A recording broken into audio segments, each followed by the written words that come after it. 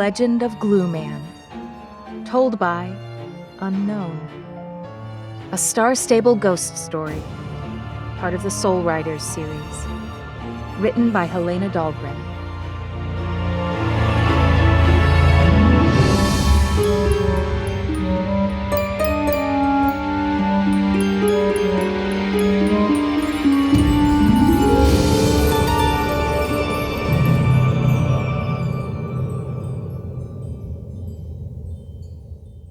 Have you heard the story of Glue Man? Many people dismiss it as an urban legend, a campfire tale to share on a starry night, or maybe up in the hayloft in the stable after darkness falls and all of the adults have gone home. You shiver, you laugh, and then you forget. A made-up ghost story, that's all. Nothing more. But they're wrong. I know, because I met him myself. And I was never the same again. But enough about me now. Do you have a minute? Wouldn't you like to come to the stables with me? It's such a beautiful evening, isn't it? The sky glows in the colors of the rainbow, and even though we're well into fall, the air is still warm. Warm, brilliantly colored sunsets can sometimes give way to a cold, blue moonlight later. We can only hope that doesn't happen tonight. All right, come on now. Do you see the horses grazing out in the paddock? They're star breeds, the most beautiful and special breed of horse in Jorvik. Like the island itself, they shine a little brighter. Give that little extra something that distinguishes the truly amazing from the mundane. I had a star breed myself once upon a time. Her name was Moonbeam, and she was the most beautiful horse I have ever seen. For one long summer, it was just her and me. It felt like an eternity. We galloped through sunny clearings, jumped over ditches, and swam in cold little woodland pools, my Moonbeam and me. It was like a fairy tale. Surely too good to be true, but what did I know back then? I was so young. I didn't know any better. I didn't have the sense to understand that all fairy tales come to an end. My horse's white coat gleamed in the sun. I could tell her anything, talk about my sorrows and disappointments, about everyday life and my hopes. Moonbeam was my best friend. And I had never heard of Glue Man. The first time I heard his name, it was in passing, as we stood in the stalls grooming our horses. A friend from the stables joked that we needed to make sure we locked the stable door properly behind us when we left, because otherwise Glue Man could get in. Glue Man, I said, picking up Moonbeam's hoof to clean it. I can't claim that anything in particular happened when I heard his name. So far, we were just joking around. My friend's voice was light and cheerful when she responded. "Yeah, haven't you heard of him?" said the girl grooming the big chestnut in the stall next to me. "They say he comes here when the moon spreads a particular bluish light. Then the stable door absolutely has to be locked." "Ah, that's just something people say to scare us," her friend exclaimed from the stall on my other side. "Like in the old days, when people scared their kids by telling stories about water spirits and forest nymphs so they wouldn't go down to the water and drown or get lost in the woods." "I know a girl who's seen Glue Man." Suddenly, the voice of the girl grooming her horse took on a darker tone. "She hasn't ever dared to come back to the stables since." "Stop trying to scare us," the other girl said. "I have to ride my bike home all by myself in a couple minutes."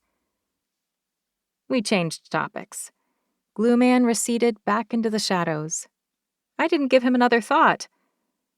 Not until I was alone in the stable another night, after everyone else had gone home. It was my job to lock up when I left, but I didn't want to leave, not yet. I took my time grooming Moonbeam. Her muzzle was so soft on my hand that night. I remember how I leaned my forehead against hers, inhaling the scent of freshly groomed horse. "It will always be the two of us, Moonbeam," I whispered. Her eyes were as soft as velvet when she looked at me, and I saw only love in her eyes. I suppose that's why we love our horses so tremendously much. In the world, there's worry, grief, and uncertainty. In horses, there's only love. I was so tired. We had spent the whole day riding in the woods, under a broiling sun that left me feeling lethargic and strange. Yes, I was tired, but that's no excuse. I'll never forgive myself for what happened next. Actually, I could have stayed inside Moonbeam's stall and rested there for a little while. It wouldn't have been the first time. But I needed to clean her snaffle before I could sleep. So, reluctantly, I left my horse and went to the tack room. Soon I was absorbed in my work. The scent of saddle soap and hay was comforting in my solitude. And I knew that Moonbeam was nearby and waiting for me to come say goodnight. Once my work was done, I was suddenly filled with doubt. Had I locked the stable door when the others went home? I scratched my head. My whole body felt tired and heavy. I probably wouldn't have the strength to go home tonight and would end up getting some sleep in the hay a little later, once I had pet Moonbeam and made sure she was all set. Oh, to lie down in the soft, aromatic hay and drift off to sleep. The moonlight shone in the window, cold and sharp. My whole body was cast in a blue glow. The light was striking that night. Waxy, chilly, inhospitable. No, I thought. I'm not going home. I'll stay here. And yes, I locked the stable door, didn't I? You see, I was a worrier, afraid of making mistakes, but I was also so awfully tired. The bluish moonlight hypnotized me, made me slip into a strange half-slumber right where I stood. It was the sound of drips that woke me from my trance. Drip, drop, drip, drop. I was suddenly struck by a strange feeling that I was being watched. Although who could it be? I was the last one there in the stable. Everyone else had gone home. Something creaked outside the door to the tack room. Odd noises are normal in a stable as old as this one. Even so, there was something about this particular sound that made the hair on my arms stand up. That same sound could be heard inside the tack room now, too. The same weird dripping sound. Not water exactly, but something else, something more viscous. I took a tentative step forward. There was something on the floor. Whatever it was, it felt really sticky under my boot. Like glue. My riding boot was stuck to the floor. I stared down at the puddle and saw how quickly it was spreading. And I saw my own reflection in it. And wasn't I seeing something else as well? Drip, drop. Something sticky landed on my shoulder. Slowly, I turned to look up, to see where it was dripping from. That's when I saw him. Glue Man. I realized it had to be him. Like a distorted black shadow, he hung from the roof. His presence was like a sinkhole, like the disgusting glue that was holding me in place. Again, I tried to move out of the sticky puddle. It didn't work. Then I heard it.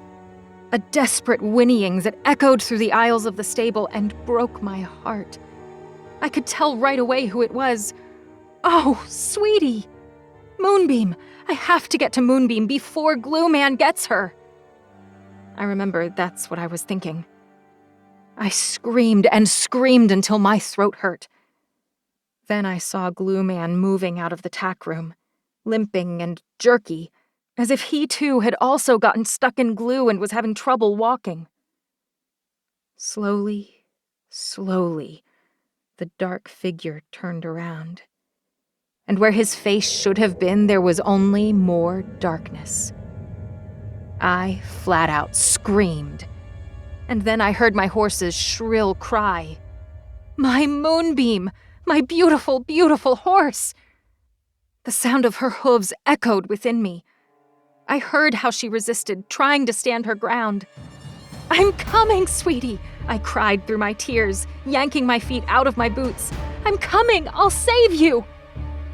But even my bare feet stuck firmly in the glue. And when I fell to the floor, I could not get back up. Panic made me claw wildly around. I couldn't breathe. Then it went dark, and I don't remember anything else. But when I stood up, the moonlight was gone, and Moonbeam's stall was empty, apart from a few sticky spots in the straw. I never saw my beautiful horse again. Many years have gone by since that fateful night, but I still think about her. I hope she didn't suffer. Hope that Glue Man showed her some type of mercy at the very end. So now it's my turn to warn you. If only I had listened to my friend that night. Oh, everything would have been different. Please, you have to believe me. Glue Man is real. And now he's after your horse. Don't you see how the moonlight falls, cold and blue? Over there, right by the window. That's a bad sign, believe me. Oh, my stars, you have to believe me. No one knows exactly when he'll turn up, but they say that a strange song begins to echo through the stable right before Glue Man comes and knocks on the stable door. Right then, a young girl appears, usually in the tack room. She stands there, completely still, and sings a sort of incantation. For you see, there are a couple of things you can do to keep Glue Man from coming and taking your horse away from you.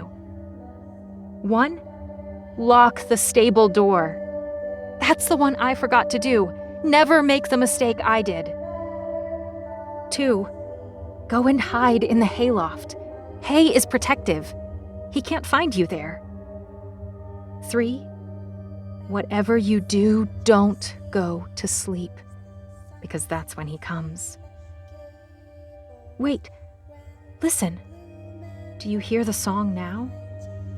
Its power is growing stronger and stronger, isn't it? Echoing through the deserted stable aisle. And isn't it getting closer, too?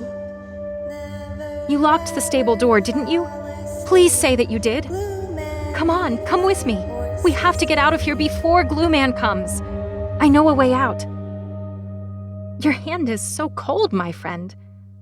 Oh, and you're shaking. You're not afraid of ghosts, are you? That makes perfect sense. I was too, back when I was still alive. You have listened to The Legend of Glue Man, told by Unknown. A Star Stable Soul Riders ghost story. Written by Helena Dahlgren. Translated by Tara F. Chase. Read and produced by me, Jennifer Jill Araya. Music